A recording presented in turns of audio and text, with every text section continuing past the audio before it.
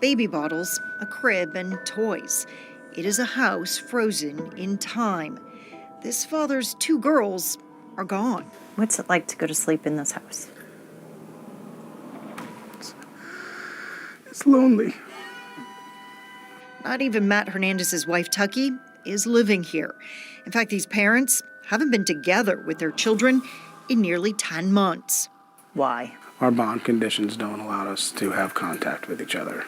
Bond conditions, as in criminal charges, and not just against him, against his wife as well.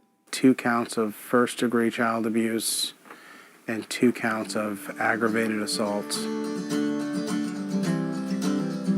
That's why even though his 4-year-old daughter Aria loves to spin and twirl as he plays guitar, the dance floor today is empty. You know, we love these girls so much. You want mom, you want my mom, you want my mom. And the state has just, from day one, seemed to be set on ripping us apart. It started when Tucky noticed Emma had a swollen leg.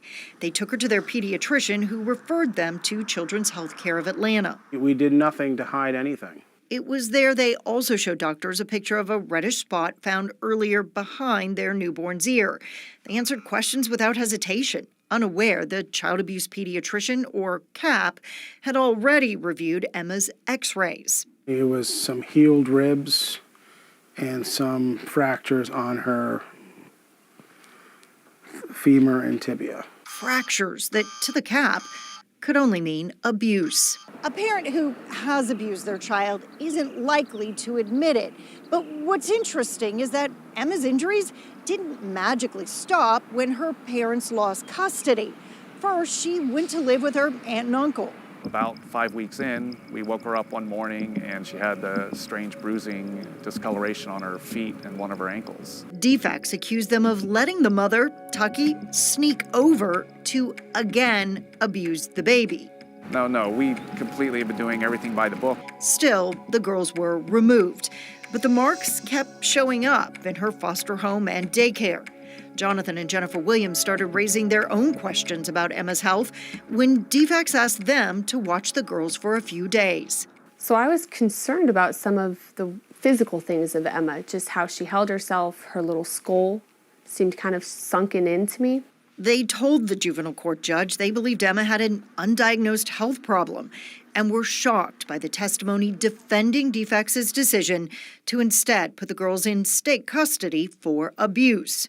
I saw nothing presented as evidence that indicated this family had hurt their child at all. They were treating this family like they were criminals.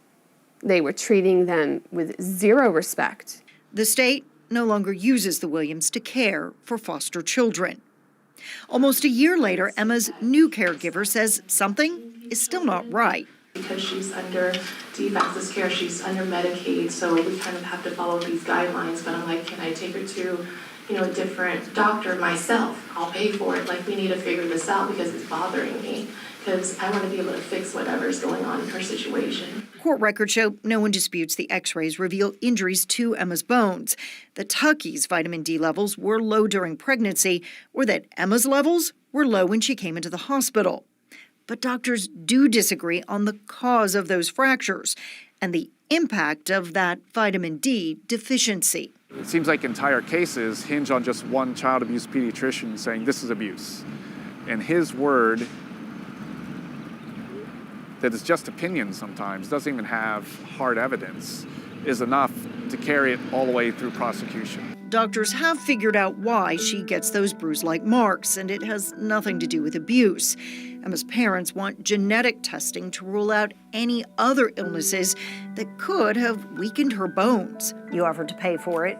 Offered to pay for it. 6 months after the girls were removed, the court agreed to the testing, but it is a process that can take months. Meanwhile, this family functions in fragments. Each week, a few hours. Supervised visits, first with Mom and later with Dad. To keep my wife and I, who have been married since 2012, separated for so long is just cruel. To know that they're tormenting a 4-year-old child and just to continue to push through it is just cruel.